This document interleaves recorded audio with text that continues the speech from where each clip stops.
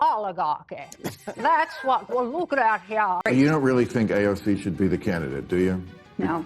Okay. No, I'm not saying, it's not my job to pick who the candidate is going to be. Oh, it's mine. Yes. And it's not, it shouldn't be her. And we also demand the return of Kilmar Abrego Garcia in El Salvador. Abrego Garcia was also arrested with 2 other well-known members of the vicious MS-13 gang.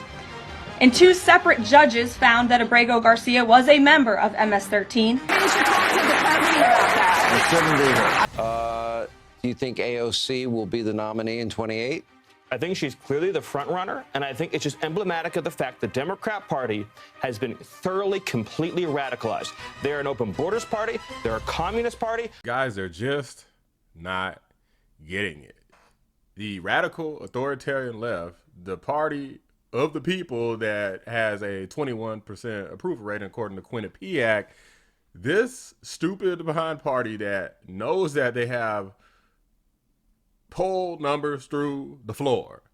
They know that people see them as the woke party. They know that people no longer see them as the working class party. And yet they still don't understand that maybe, just maybe, they should have a conversation with people who they disagree with. But no, they say that you need to avoid MAGA, avoid fascism at all costs, just denounce it, throw Molotov cocktails at, just scratch the vehicles. I mean, just act like a deranged lunatic. Get on TV and go more deranged. There's actually people who have said that, like, yeah, just stop all the respectful stuff. Trump's not respectful. Just go crazy and that will win, without recognizing what the average American is saying. They care about the stupid open border and making sure that that's closed, getting a hold of immigration, as well as making sure that we have money in our pockets.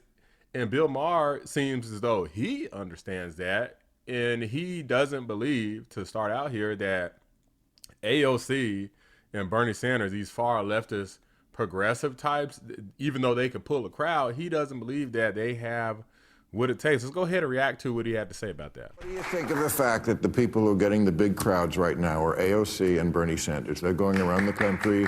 Thank you. There's that same guy. I think that they believe that they can get somewhere.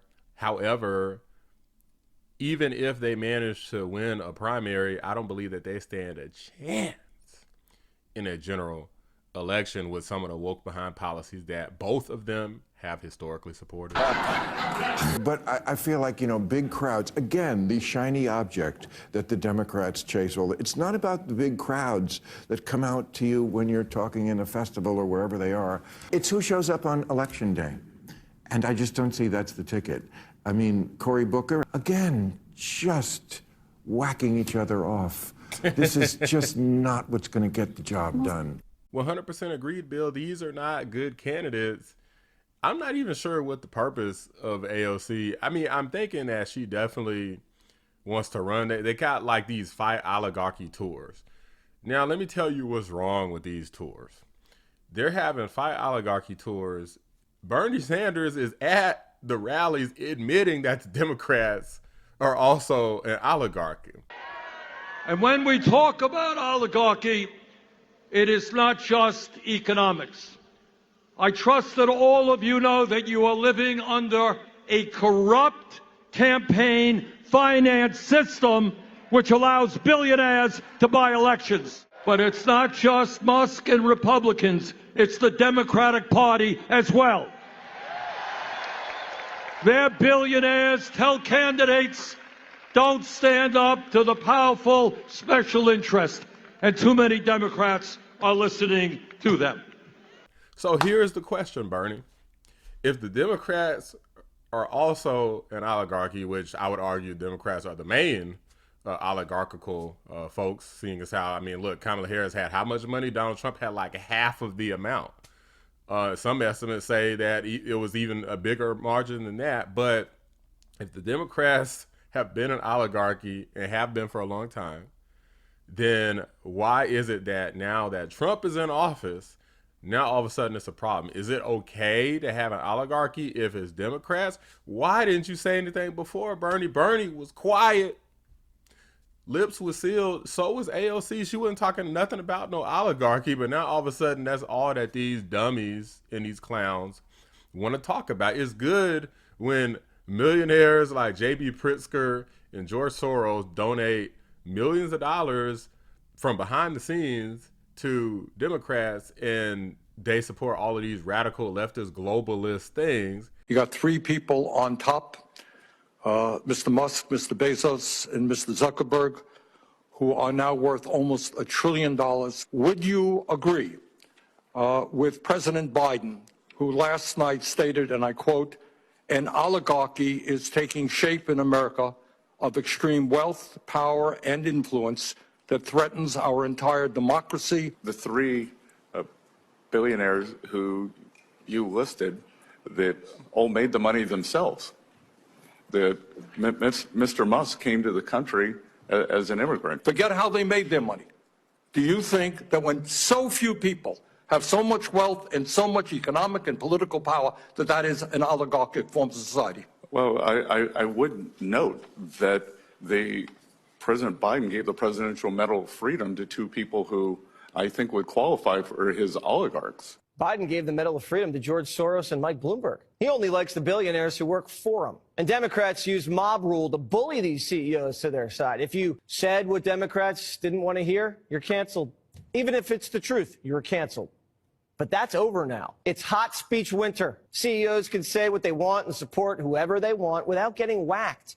However, when it is the Republicans who get the slightest bit of donations from Elon Musk, for example, then all of a sudden it's the worst thing in the world. But it didn't stop there, because again, they have an issue with talking to people on the right. So I want to go ahead and react to what Bill Maher has to say about that. Let's get into that. Talk to the guy. I mean, because the alternative is what? We're just jerking each other off, okay? Writing these editorials for the people already agreed to read. I don't see what it's doing. I'm not... Well, the Democrat Party has kind of become the party of cowards. I mean, they literally want to deplatform people for wrong speak. I'm just not interested in this beat a dead horse contest that you're in. I think we have to have something different. Mm-hmm. And I don't need to be lectured on who Donald Trump is. I was out for, I mean, I was the one who was saying he was never going to leave to begin with. I think that one of the problems that we have as a Democratic Party is that we don't talk enough to people that disagree with us. Yeah, no, and this is on my mind because this is basically what he just said. The reason that we lose, I think, is because we don't go and talk to people who don't like us. Right. And then when they don't like us, we kind of try to say, well, let me just tell you why I'm really a good person. When it gets to that point of I just hate you, then it doesn't matter what the policy is. It's just, how can I fuck you up? Mm-hmm. That's how our country is run. What do you think that is happening right now? Look at all these rogue judges with all these freaking injunctions that they filed. This is more than Joe Biden, Barack Obama, and even during the first Trump administration got combined. This is a crazy business where all they care about is being a opposition party. Remember, Sonny Hostin of The View said that, I'm fine being an opposition party. Loser talk. That means you don't stand for anything except what you claim you don't like, which you claim the Trump administration and MAGA is basically people that just hate everybody. We just hate everybody. We hate. What the hell do you call an opposition party? Whether you're the opposition party of hate, you fight hate with more hate. That's how these dummies think. And no, we're not the party of hate, with the exception of hating the fake news. But besides them, we don't hate people. Like, these folks literally will attack you for wearing a MAGA hat, a red hat. They call you garbage and call you names if you say you voted for Trump. If you black and you vote for Trump, you're Uncle Tom, you're a coon, you all of these different things, including racial slurs from both black and white people if you voted for Trump. How do we handle this? And Gretchen Whitmer showed us one way. Can we show that picture? Because she was in the Oval Office, same place I was a few weeks before. And this is what she did. Okay, I think there's a couple of ways to handle the Oval Office, and this is not the way I chose. Yeah, I do think Miss Whitmer here, you know that you have a serious problem in your party if you can't show up to the freaking president's office and be caught in a photo without worrying about your political future basically being annihilated, where you got to literally hide your face like a child. This just looks stupid. You don't want to talk to people? You have no power.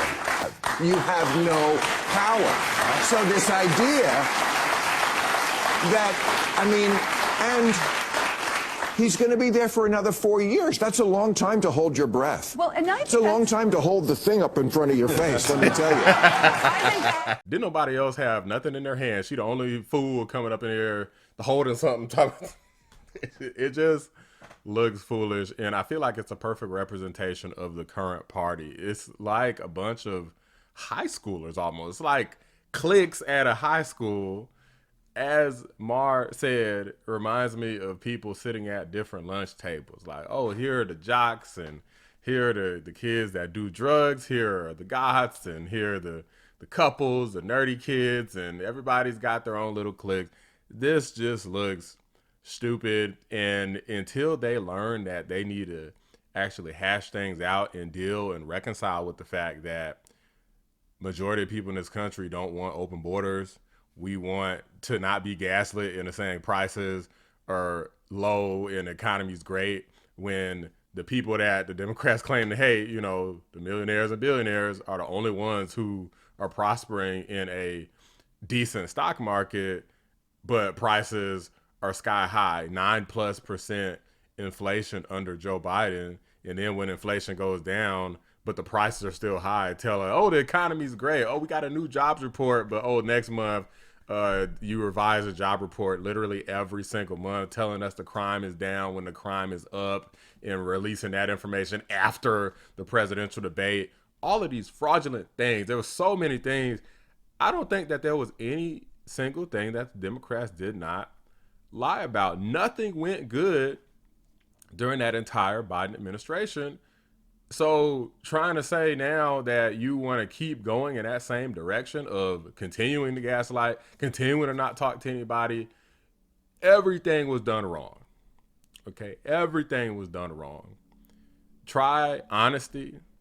Try actually caring about the common people, rather than bullying and gaslighting and pressuring and guilting and scaring people into voting for you.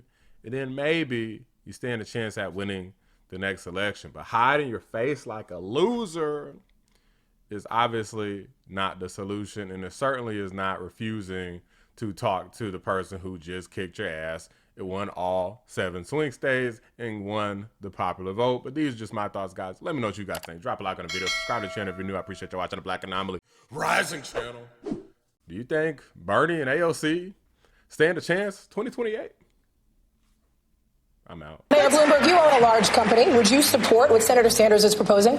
Absolutely not. I can't think of ways that would make it easier for Donald Trump to get reelected than listening to this conversation. It's ridiculous.